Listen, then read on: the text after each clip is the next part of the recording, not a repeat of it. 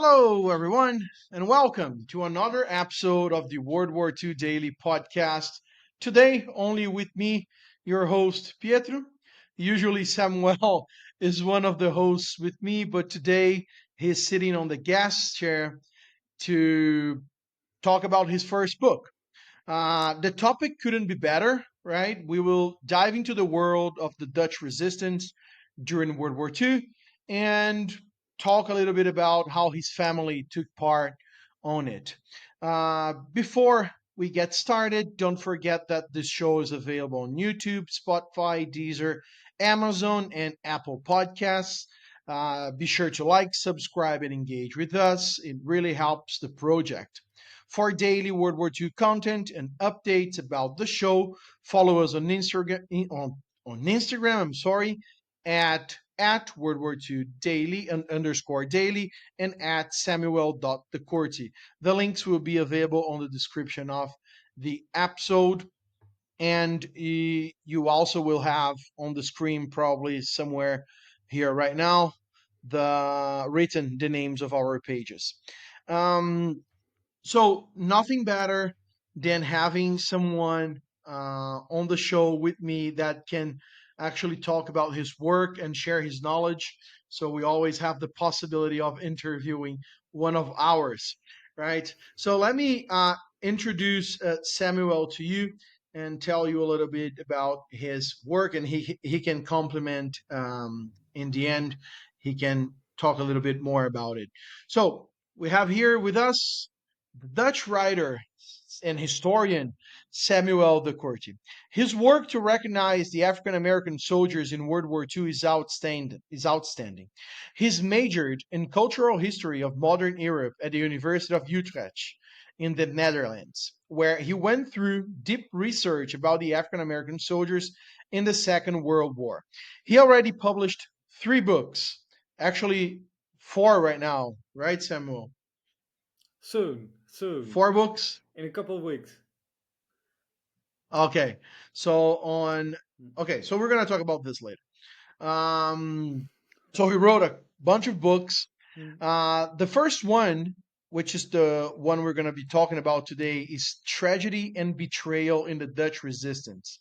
That relates to the story of his own family and their participation in the Second World War.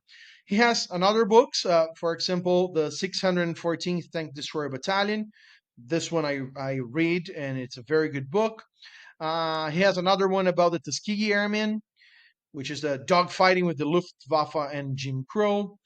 And there's a new one coming out in a couple of weeks, and he wants to talk about it. Feel free, Samuel. The microphone is now yours. All right, thank you. So the upcoming book is on the 452nd Anti-Aircraft Artillery Battalion. It's another Black American unit during the Second World War. But today we're going to focus on a different topic, which is the Dutch resistance during the Second World War. I see that Yeah, it's you've just located my showing books. your yeah. It's just your new Mm. book, and you have like the other books, 614th and the Tuskegee Airmen here. Mm. Let me stop sharing here so we can go back to the topic itself. It's just to show people Yes. the books. Okay. So, before I started writing about Black American soldiers during the Second World War, I wrote another book, and it's about a family member of mine who was killed during the Second World War. And what we did is actually that I started like researching a single family member who was killed during an execution. But as the research uh, went on, like we discovered more things, we discovered more sources. Like the project expanded, and eventually it was we decided like, okay, let's turn this into a book rather than just a single article or a single chapter in a book. Um, and in a way, I'm very glad that we could do this research because as I mentioned, it's an execution during the Second World War, and 5 Dutch men were executed that day. However, we managed to get in touch with the children or the grandchildren of all of these men executed. So the five men who were shot on that day, they were all fathers, and all had left children behind. And we managed to get in touch with all of them. And I think this is quite remarkable because it provides a whole other layer to the history. I'll come back to that at a later moment, but I think that is significant to mention. So Yeah, during the Second World War, the Netherlands was occupied, and like eventually the Allies then landed in Normandy, and slowly they made their way up through France into Belgium, and eventually during Operation Market Garden, they liberated around half of the Netherlands, but not all of it. So the northern part of the Netherlands and the western part was like still occupied, while the southern provinces were already liberated. And this caused a bit of a weird situation because although the Germans were still in control, and especially like during the last couple of months of the war, they were steadily losing ground, and they were also aware like it's a matter of days, weeks before the war is over, and especially in the last months of the war, like the Dutch resistance got a lot bolder. Um, this could be for various reasons. It could be because people were like, okay, the Germans are losing, like now we can join. But it could also be because, yeah, people just got more reckless near the end of the war. So the story takes place in Zwolle, which is the capital of the Dutch province Overijssel, which lies on the eastern, northeastern part of the Netherlands. And there, on the 31st of March, there were five men executed. And what happened is that on that day, a bus and a car left the local prison, and they would drive to the Meppelerstraatweg. This is the road that connects Zwolle with Meppel.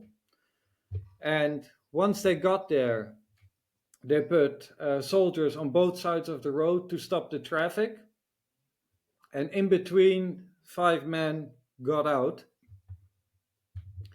And these Dutchmen were lined up on one side of the road, while opposite of them, a squad of the German police, the Ordnungspolice, Polizei, if I'm correct, stood opposite of them.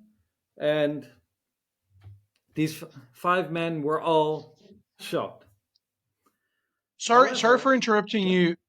Sorry for interrupting you. These police, they were Germans. They were not Dutch volunteers.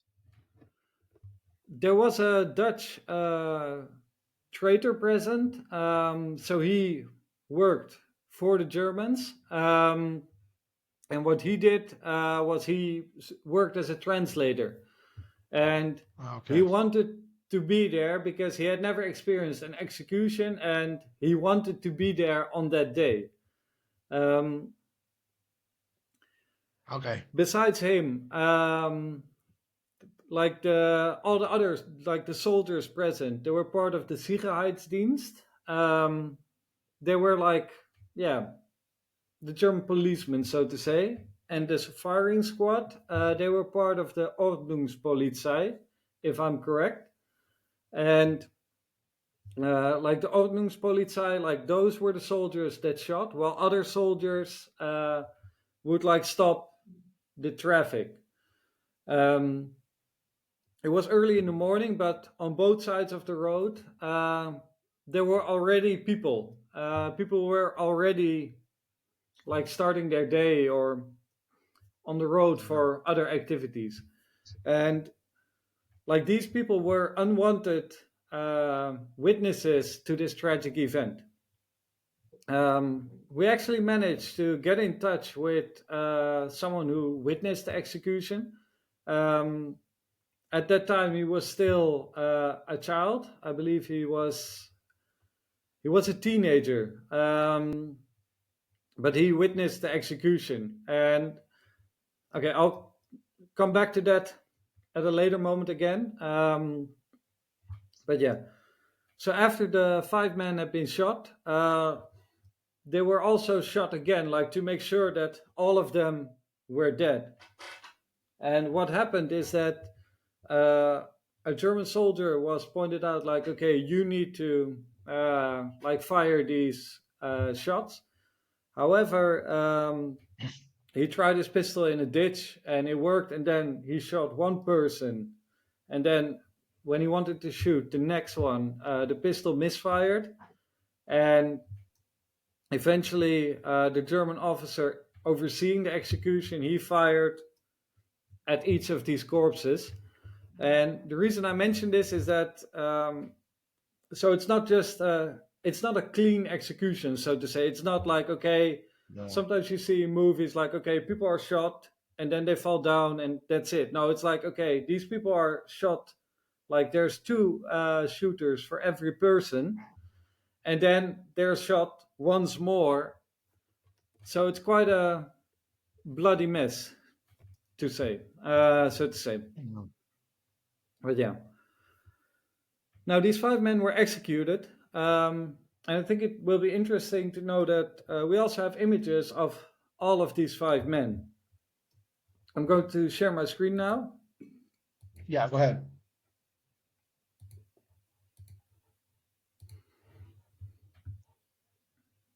Okay. So this is Wilhelmus van Dijk. He's one of the five men who was executed that day, and he's my family member.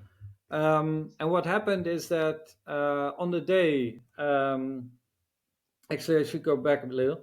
He was involved in the Dutch resistance, and also his older and his younger brother were in the same resistance group. So the Dutch resistance is different than, say, from the Polish Home Army, which was like a large organization. And in the Netherlands, like the resistance was much more fragmented. So it could be like just a small group that spread like an illegal newspaper, or it could be part of a larger organization, but then still like a local cell focusing on a specific task. Um, so it's a bit different than, as I mentioned, for instance, Polish Home Army. Also, because the groups were so fragmented, they could sometimes be infiltrated by people who had German sympathies. I'll mention that again later when we come to Beritja IJzerman and Johannes Muller. Anyway, so Wilhelmus van Dijk, he was part of the Dutch resistance, and he had been warned shortly before his arrest on the 18th of March, if I'm correct, um, that the Germans were looking for him. And yeah, they did remove the weapons from his house because weapons had been stored there, except for a single pistol. It was hidden in the cupboard in the kitchen, and the idea was, okay, the Germans will not find it there. Now, so when he was home, eventually the Germans rang the doorbell, and tragically, like he had wanted to escape, but one of the children was in the hallway and immediately opened the door. So then the Germans got in, and quite heavy-handed, they started like searching the house. They broke up the floor. They also found a pistol as well as like other illegal items in his home. And so they arrested Wilhelmus van Dijk as well as his wife Hendrika. Yeah, both of them were taken to the prison in Zwolle. What happens to the children? Do you know that? So the children were brought to the neighbors, and Okay. Hendrika Wilhelmus van Dijk, as well as someone who was in the house, and a sister of Hendrika, they were all arrested and they were all taken to the prison. And even the boss of Wilhelmus van Dijk, it was his employer, so not his boss within the resistance, but his employer. Like he noticed that Wilhelmus van Dijk was taken away, and later he went over to the house and rang the doorbell to ask about what happened. And a German who was there, like opened the door and told him like, "Come in, and yeah, we'll wait until my boss is back." Um, and that man was also arrested because when it was a Dutch trader, the same trader who served as a translator, who was present at the execution. When he came back, he told them like, "Okay, you're also going with us to the prison." And over there, the employer was eventually let go, and he was very surprised because he said like, "I was arrested by a Dutchman, and then I was freed or let go by a German." So this is a bit of a contrast. Okay, so this is Hermanus It just Bos. Yeah. it it shows how complex it really was, right? It's like Hmm. human interactions. It's not a linear thing. There's a whole Yes. bunch of things going on. But anyways, carry Hmm. on. Yeah. So this is Hermanus Bos, and his history is actually quite remarkable because there's no concrete evidence against him. Um, so I mentioned Wilhelmus van Dijk. The Germans found a pistol there. That's damning evidence. Hermanus Bos also had a pistol in his home. But what happened is that at the time when the Germans came to visit his house to search his house, um, he went upstairs with them. Two Germans were upstairs looking for like evidence, and the pistol which he had was also hidden in the attic. Um, he went upstairs with them, and while these two Germans were searching around, he managed to retrieve the pistol without them noticing it. And later, they all went downstairs, and he gave the pistol to his wife. So she had the pistol. This is his wife, and this is Hermanus Bos again. Cool. So she had the pistol, and the Germans didn't find it. Instead, they asked him some questions, and yeah, they also asked her some questions, and eventually they did take him away. And yeah, it's not entirely sure as to why they took him away. Maybe they had other evidence, or maybe someone had betrayed him. But they did not find this pistol, and I think that's important to remember. But yeah, do you have any questions? I was here thinking with myself that they didn't need any evidence to bring people to, right. They had, of course, we I guess that all of us here understand how a dictatorship works, right? Especially that kind of dictatorship that was occupying those territories. They had um, little care about the people, right? They didn't care about the people at all. And I was just thinking with myself that they didn't need any kind of evidence to bring these people and just shot them like they did to a whole bunch of other people, right? Mm, But this is a I try to put myself in the same shoes that these guys were like trying to a question I was going to make actually, it popped in my head right now. I was thinking about it as mm, well. Having guns in occupied territories was absolutely forbidden, right? You couldn't have any kind of weapons yes, in your house. I mean, like yes. firearms. Mm. Okay, okay. Um, Because and it's maybe there's also, like yeah. American people listening. Maybe there's like American people Mm, listening to it, and that maybe that's pretty common for them to have guns like pistols in their houses. mm, But yeah, back then you probably couldn't. have a gun that Mm. was that could be a lethal thing to keep in your Mhm. house. Could make you be shot. But anyways, No, no, no. It's interesting that you mentioned this because so for the Germans, they could also rely on informants. And if even if someone did not confess, but they had evidence against them, these people could still be condemned to death. Um, Also, it's important. Like at this stage of the war, it was not there was not a court of law as we know it. There were three sentences. People could be executed, and then they would be kept until these people had to be executed. This was often carried out as a countermeasure or as a deterrent.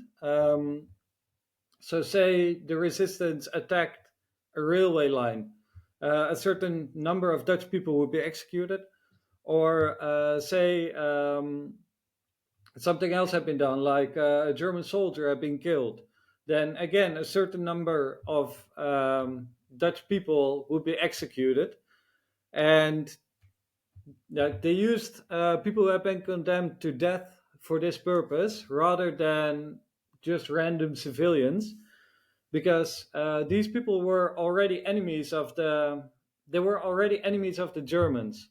So if they used a random civilian who might have German sympathies, they would alienate family members or friends of that person. So to prevent this from happening, they would execute these these prisoners, and it also prevented them from having to feed these prisoners, because oh yeah, many of these prisoners were in prison. They needed to eat and everything, but if you execute them, you do not need to feed them anymore. yeah, um, it's cheaper. I'll come back to that in a second, in a while. um, the other sentences could be that people could be transported to Germany, where they were put in a camp, or they could be forced to work for the Germans, or they could be freed. Um, so it was not a court of law as we know it, like, okay, you're sentenced to so many years in prison or anything. It was a very, yeah, a very crude farce of, yeah, of the court of law as Sketchy. we know it. uh, Yeah. yeah, it's a very sketchy system of Hmm. law, right? Especially at this stage of the war. So yeah, you Hmm. showed us two two men. We still have two men to go. Three men to go. Three men to This go. is Okay. Willem Sebel, and it's another tragic case, I think. Um, he was a bailiff. So what he It's a did military is, man. for instance, he was responsible for, like during court hearings, to ensure that like the prisoners behaved. But he could also be used to transport prisoners from one place to another. So And he was working for the Germans. on paper, yes. But what he did is he could also use his uniform and his equipment to transport, for instance, like Allied pilots who had been shot down, or Dutch people who needed to get from one part of the country to another part. Um, there is a person, we have his testimony, like he explained after the war about his experiences. And he mentioned that he had been transported by Willem Sebel. And he mentioned, for example, that like if the Germans were coming and they were going to ask questions, like the guy had to pretend as if he was a prisoner, and they would put handcuffs on him to make it appear as if he indeed was a prisoner. But in this manner, because of his uniform, he could like legitimately transport people, and that was of great help for the Dutch resistance. Awesome. Okay, so The real hero. yeah, So on the day of his arrest, he was actually supposed to cycle to Groningen, which is a Dutch city all the way in the north. And because his bicycle needed to be repaired, he went to a cloister to visit someone to ask about payment for his father-in-law who was in hiding. Um, his father-in-law was involved in the Dutch railway system, and to hinder the Germans, like to prevent them from transporting goods by train, a lot of railway personnel had gone into hiding. So they would not come to work. They would not be at their home. However, these people still needed to be fed. These people still needed money to live. Um, and so he went to the cloister to ask someone about the payment for his father-in-law. And when he was there, he was wearing his uniform. And yeah, it's very tragic. But at that time, he was standing somewhere talking with this person, and at that time, like policemen with German sympathies came by, and they noticed, like, hey, why is this person here? Why is he wearing his uniform? Um, And so they made a phone call to some other people, and eventually the decision was made to arrest him because it was a very suspicious situation. He was involved, like he was asking for money for railway personnel. He was wearing his uniform. It didn't add up. Mm, So they arrested him. unlucky. Yeah. This is another picture of him in his uniform, but this is before the war. Um, but just a bit of a image to give you an impression. Now, this is Berend Jan IJzerman. He is also one of the men executed, and he lived in Kampen. It's a town some 20 kilometers from Zwolle. Um, and while he was there, yeah, during the war, the Germans were aware of the fact that the Allies kept advancing, and so they prepared along the river over there, the IJssel River. They prepared a defensive line with the idea of stopping the Allies there. And he worked there as first as a digger and then later as a supervisor. And from his position, he could make drawings. Like he knew, he would know, like, hey, this is where the anti-tank guns are. This is where the trenches are. This is a machine gun nest. And when he came home, he would draw this on maps, which he had received from another person. And the idea was that these maps would go to the Allies eventually.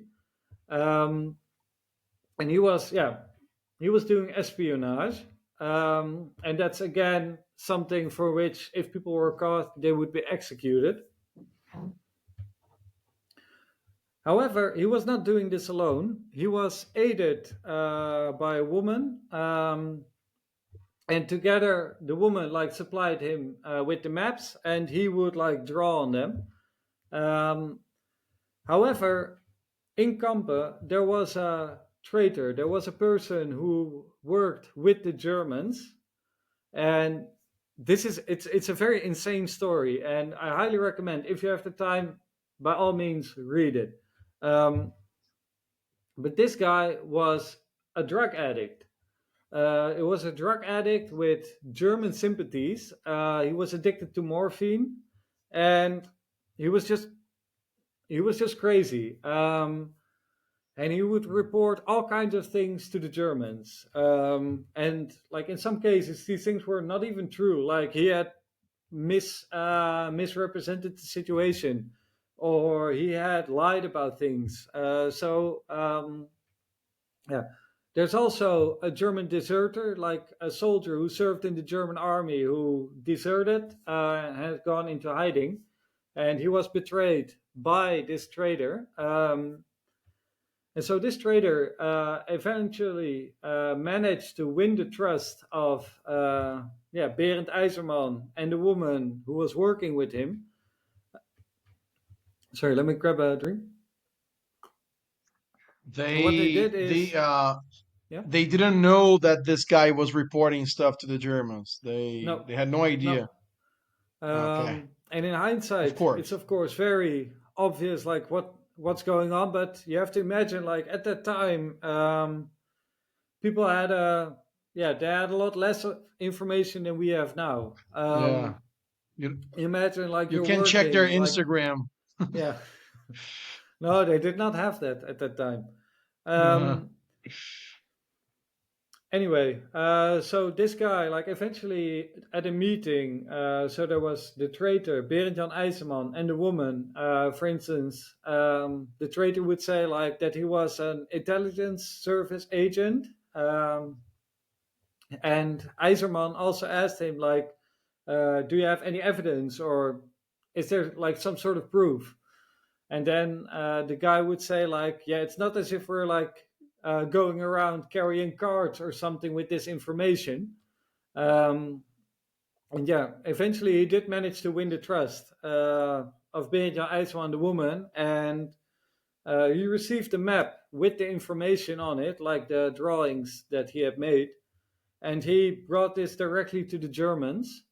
And then they arrested him, the woman, and someone else who worked with them the next day. And while they were arresting Berend Jan IJzerman, they also found another map on him, which is again damning evidence. So this is him together with his wife. I And this think is the last man it's who was executed that day, Johannes Muller. Um, and he was also involved in the same group. And the idea was that he was supposed to like get the map to the Allies. Um, but yeah, it didn't happen. And these are all the men who were shot on that day. And I think it's important to remember that like they all made choices and they all did certain things during the war. Um, but also these choices had consequences. For example, I mentioned it earlier, like the child opening the door, the hidden pistol in the house of Wilhelmus van Dijk, or Sibel, like if he had worn other clothing, like no one would have noticed he was there. Um, and I think that is, yeah, it's like a tragic chain of events which eventually led to them all being executed. to And all of being these men together were over there. fathers. Yes. No, it's just I just said like this chain of events of unfortunate events led Mm-hmm. them all to be together in that road to be shot by the Mm-hmm. Germans Mm-hmm. on the same day on the same spot. Yes. And so I spoke a bit about this, but there's also this is the site where they were executed, which is now a monument. Let me. This is the current monument. However, this is not in the same location. So the site where these five men were executed, I mentioned it before. All of them were fathers. All of them were married.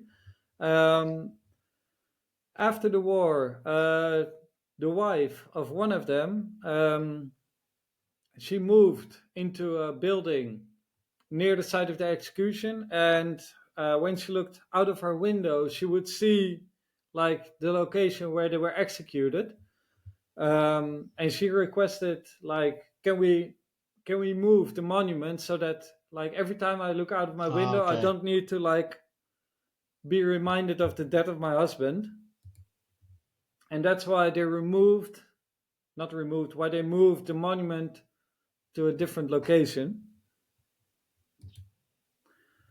This is another family image, and this is the younger brother of Wilhelmus van Dijk, and this behind here is a young boy, Piet van Dijk, and he's the nephew of Wilhelmus van Dijk. Uh, he's still alive, and he's also one of the people that we interviewed, like for the book. And And they are members of your family, right? yes, Yeah. and what I think is important to remember is that, like Piet van Dijk is now in his 90s, and he can still talk about the war. Like he still remembers events that happened from that time, and it's a very like for him, it's sometimes a very difficult topic to talk about, um, because of course, like his father was in the resistance, his uncle was in the resistance, but also his other uncle was executed. So it's a very it's a complex topic. Um, this Very is the picture I painful. wanted to show you. Yeah. It's very painful. It's your Mhm. family. You went through occupation and everything. Mm. So this is Hendrika van Dijk. She's the wife of Wilhelmus van Dijk, and this picture is taken after the Second World War. And she was left behind without a husband, and she needed to take care of her children. And I mentioned that she was arrested, but she was transported to the concentration camp Westerbork. And I think I should mention that at that time, like the camp was, it was a camp in the Netherlands, and like often Jews would be sent there, uh, and from there they were sent on to other camps. This could be either like an extermination camp, like Treblinka or Auschwitz, or it could be like another concentration camp. Um, but at the end of the war, she was there together with I believe they had 160 women in total, and all these women were like involved in the Dutch resistance, so they could be illegally carrying messages or something else. There were also some 800 Jews who had been left behind, and they were not transported out of the camp. And what happened is that like at the end of the war, the Germans did not just want to liberate their prisoners. Instead, these women were sent on a march, and they would go north. And as they were like marching, they would reach certain destinations, but they would often march at night, because during the day the Allied fighters were in the air, Yeah, and they straight. could be harassed or strafed, and that's why they tended to march in darkness. And eventually, like the column of which he was part, like they reached Groningen, and from Groningen they went to Friesland, which is the province next to it. And as they were marching, like they didn't march fast enough, and what the Germans wanted was to get to go faster. And eventually the decision was made, like, okay, let's just leave these prisoners behind and we continue on. And eventually she was liberated by the Canadians, and the Canadians, they gave her like a box of cigarettes, and they said, like, this is for your husband. But Mm. by the time she got home, like she learned, like, hey, your husband has been executed. Like she had been given these cigarettes, She but didn't. her, yeah, Yeah, she didn't know about it because she no. was taken away before. Hmm. Oh Yeah. God. Okay. Um, Also, let me, yes. So the wife of Berend Jan IJzerman, like, she went to the police station to ask about her husband, who had been taken prisoner and who had been involved in espionage. Um, and she asked, like, if there were any updates, and she did this after the execution because she didn't know. And what happened is that rather than telling her, like, hey, we executed your husband, they said to her, like, yeah, we don't know, like, we know an execution happened, but we don't know who is shot. um, but yeah, we hope your husband is not among it. So they had They already were shot her they were husband, not but even, yeah, they were not even like, let me say, like honored enough to say, hey, we did this. They were like, yeah. yeah, okay, Hmm. weak Hmm. people. Yeah. Yeah. And I think this is also important to briefly discuss, because as the Allies were advancing, um, like the Sicherheidsdienst, they didn't know what to do with their prisoners. Like the local person in charge of the prisoners, they had forbidden him of like moving the prisoners. So the idea was, okay, um, if we need to retreat, you need to take them along because they should not be liberated by the Allies. Or what you can do is, yeah, if you find another solution, um, and they did not exactly say like find another solution, but um, because they did not know how these soldiers were going to be used, the Sicherheidsdienst, I mean, were they like going into the front to fight? Would they retreat? This was uncertain, but the local German in charge of these prisoners, he was personally responsible for them.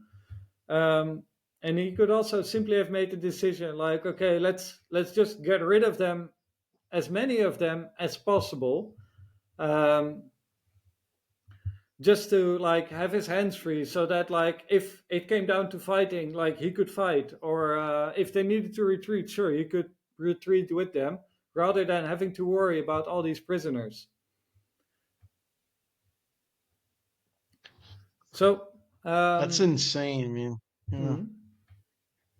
And yeah, Now I it's think that's just what I yeah. was going no, no, what I was going to ask you, you started already, but I was going to ask about their wives and families after the execution. One may think that the Germans went after them, but apparently not all of them, not all the families were persecuted by the Germans afterwards. So two of the women, Hendrika van Dijk and the wife of Johannes Muller, his wife, they were involved in the march that I mentioned, as well as the woman Okay. who was involved with him and Berend Jan IJzerman in the Dutch resistance. Yeah, the maps. Yeah. They went on the march, but some of the others they had been left alone. Um, and I think it's important to remember what they went through. So, like for instance, like there's a monument in the Netherlands. I had shown it this one, which commemorates these five men.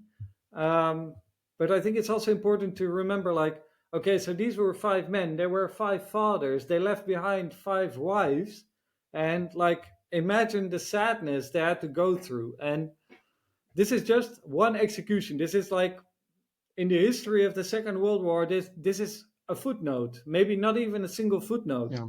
Um, like people talk about battles, and it's like so many casualties, so many people died, and this is a very small event. But the reason I talk about this is because I think it makes it accessible, like to understand the grief of 1,000 or 10,000 people is difficult, but to understand the grief of five people is, I think, a lot more easy to comprehend.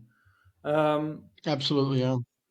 and I also want to, yeah, I mentioned it earlier briefly, but so these were five wives, like the women were left behind, and like the men, they receive a monument, but there's not a monument for the women. It's not as if like we say like, okay, like you also sacrifice, but yeah, there isn't really something like it for them. And that's why I think it's also important to talk about this. Um, It's interesting. It's interesting because we never think about, well, maybe nowadays that I'm a father and I have a family, I think about it, but I confess that before becoming a father, it was very hard for me to think about what you just said, like the family who's left behind with the Mm-hmm. grief, with the pain, and all the responsibility of raising those kids in Mm-hmm. a we're talking about 1945, so it's like in a post-war Europe that is completely destroyed. You have Mm-hmm. no food, you have no work. There's It's very tough. As you were talking about the executions, I was thinking about the last time I went to Italy, and like in the city where my grandfather, he wasn't born there, but he grew up in Rovigo. You walk around the city and you see these small bronze signs on. It's like you can see like tens of these signs with names of resistance fighters who were executed by the Germans in the end of the war. And as you speak, I was thinking about that, like how many people were shot in front of their community, their families, but their friends Mm-hmm. and people who were around them. As you said, like the road where these guys were executed, there were people already going back and forth from work to work. I don't know, but imagine we can try to imagine the pain of the families, but like the entire community that grew together. I mean, people that you saw growing up and now they're being shot by these monsters. But anyways, carry on. No, but and that's also another part that I wanted to discuss. So we got in touch with the children or the grandchildren of all of these men, and even though this is like an event which happened almost 80 years ago, you still see the impact today. Um, I was interviewing these children or these grandchildren, and I remember a conversation that I had with one of the children, and she was crying when she was talking about her father, and she was very conflicted because she said like he did he did the right thing in difficult circumstances, and for that reason I'm proud of him. But because of the choices that he made, I am left without a father, and we struggled a lot because we did not have a father. Um, and this is a very, yeah, very something that is like I'm trying to put into words. Like you're sitting opposite of someone who is like 80, 90 years old, and who is like so sad because of something that happened such a long time ago, and like the trauma that she has from this event. It's just it's for me that was something like in my mind it clicked like um, this is a whole side of the of war that we do not always see in movies. Yeah, we never um, see it. yeah, and that is I think that's also a good reason why there are like for example these monuments, even though they might be relatively small or dedicated to a relatively small group of people, as for example this monument is dedicated to the five men who were executed there. um, but I think it's good because it's a reminder of like the consequences of war. And this is, I said it again, I saying it again. It's like it happened 80 years ago, but it had such an impact felt to this day. And imagine like all the wars that have happened since, and how the consequences of those wars Um, are going to be carried on into the future. yeah, this World War II is specifically is like the biggest conflict in human history, but throughout all the small wars before and after the Second World War, you're going to have Mm. this kind of situation going on. All the pain that war brings to people. It's just Mhm. disgraceful. And Yeah. people insist in fighting wars, right? Mhm. So, man, no, continue. You can continue. You were talking about the children of these Yeah. men. So that's what I wanted to share about the children. And of course, like yeah, it's just what I think is it was for me. It was really humbling, and said it before, but it was really humbling. Like you're sitting opposite of these children, and they're just crying about what happened and what they witnessed and their personal struggles after the war, and how they look back on it. Yeah. Um, It's and crazy. yeah. I Mm. will. No, go ahead. Finish it up. No, no. Yeah, I mentioned it briefly earlier as well. So this it's a book about a single execution. It's five people who are executed, but I hope that by reading this, like it helps people understand like the impact of the Second World War. Like every person that died, a soldier, a civilian, like it was not just a person in isolation. It was not just like a random soldier, but that soldier was, for example, a son or a brother or a husband or a father, or a civilian. What might be like she might be a wife, or she might be the daughter or the mother of someone. And yeah, um, yeah, that's what I wanted And to share. Yeah. you can still visit this monument. It's still there, right? Yes. Yes. Okay. So I hope I can Every do year. that Yeah. someday. Every I hope year I can do there's that a someday. Every year there's a commemoration, and it's around the 31st of March. It depends a bit on the circumstances, because the local school has adopted it. And what they do is they put like flowers, as you can see here, um, and then they give short speeches or they talk about the war. And I think it's also good because the school has adopted it, and because of the monument, the children are taught about the Second World War and human rights and those kind of things. Yeah. So it's Yeah. yeah, it's used as an educational tool to educate people about the tragic consequence of war.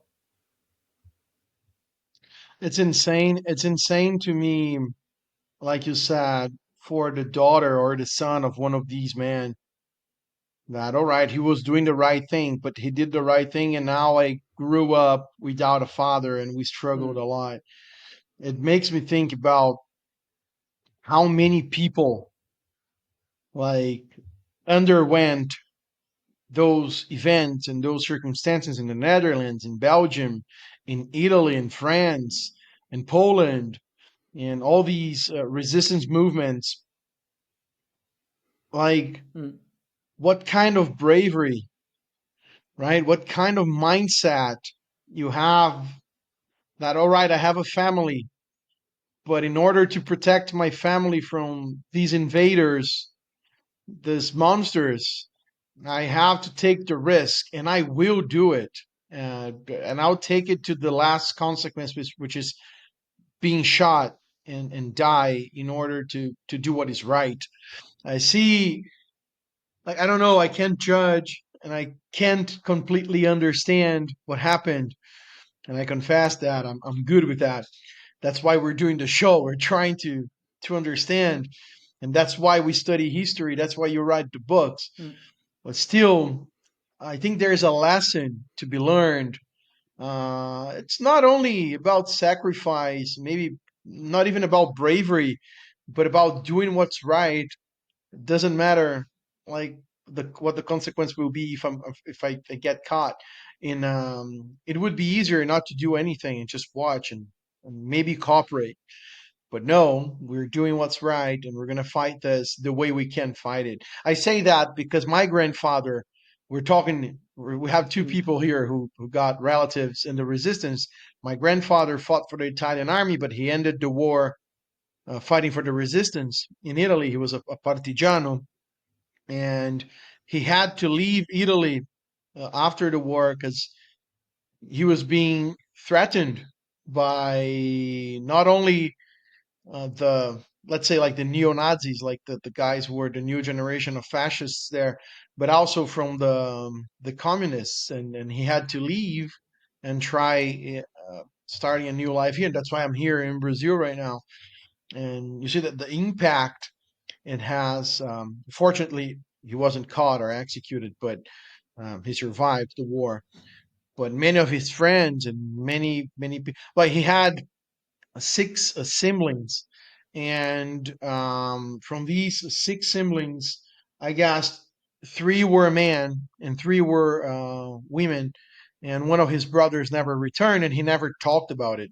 We don't even know what the circumstances that our grand uncle Hmm. disappeared and died. We don't even know that. He never talked about it. That's the tragedy of it.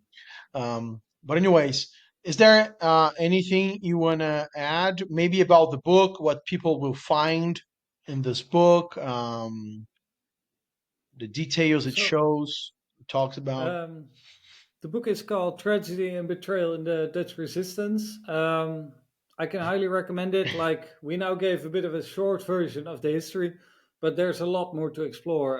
We're also talking about the Germans who were there, like the Germans who were at the execution, the Germans who were involved in uncovering the Dutch resistance. And that's another side of the story, which we do not have time for now, I think. Um, but that's also in the book. Like, just a small snippet. Like, one person was really determined, like, okay, I think we should execute Eiserman and Muller. Um, and then eventually, in order to facilitate it, like to ensure that it was like a legitimate execution, they changed the records. So they said like, oh yeah, we are done with the interview, and then they changed the date to 2 days ago, so that they could be legitimately executed. But yeah. So screwed up, man. Mhm. Sounds what you start talking about it feels so bad, like so sad. Mhm. Like that these guys and one of the guys who said there wasn't even proof that he was involved in anything, although he was. They couldn't even prove it because the gun he managed to. Yeah, I'm gonna put Mhm. his this is this the yeah, this Yeah, guy. What's his name again? Sorry, Hermanus Bos. Um, Herman. and Yeah, anyway, yeah, it might be that he had partially confessed to something, or that they just had evidence against him, which we do not know. Um, yeah, because, of not in the course, these records. executions were bloody business. Everyone involved had it was in their favor, like, to say like, yeah, I did not know anything, or to like keep silent about as much as possible.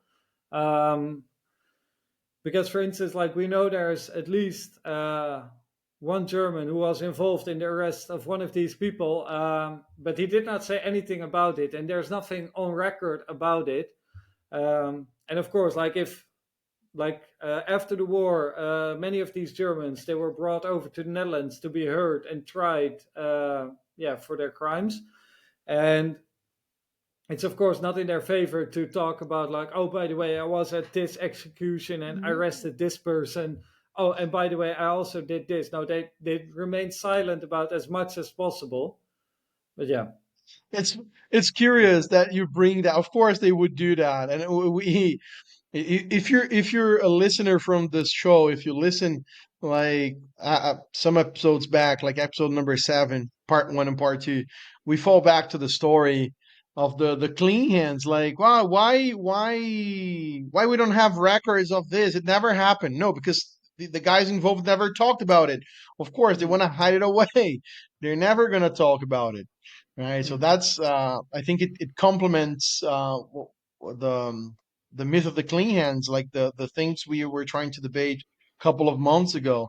Like, of course, they are not talking about it.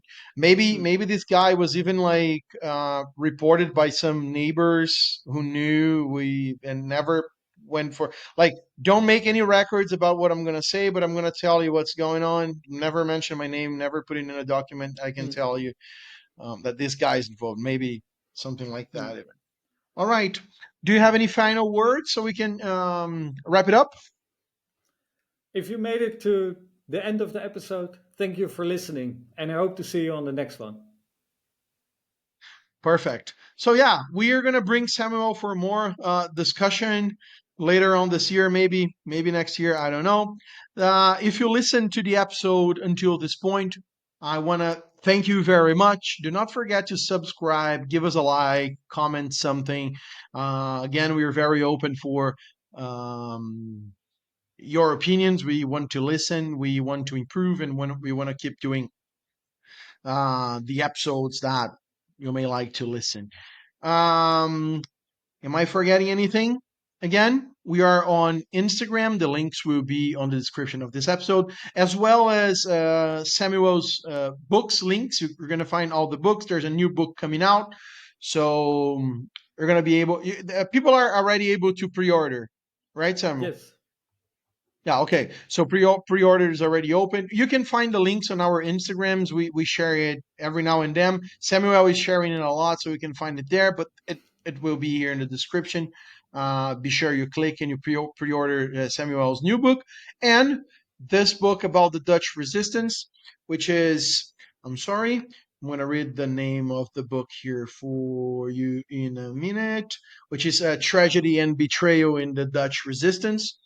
You can buy it and you can read it. I'm pretty sure you're gonna learn. Yeah, there you go. I want that hardcover. I only have the Kindle books. I want the hardcovers. Once I go to the Netherlands, I'm gonna buy them all and I'm gonna sign them all for me. I'm gonna bring it back to Mhm. Brazil. Okay. Uh, this is the end of the episode. This is the episode for February 2025, probably. So don't forget that the episodes are dropped every last Friday of each month. So stay tuned for more. Thank you very much. And I'll see you next time.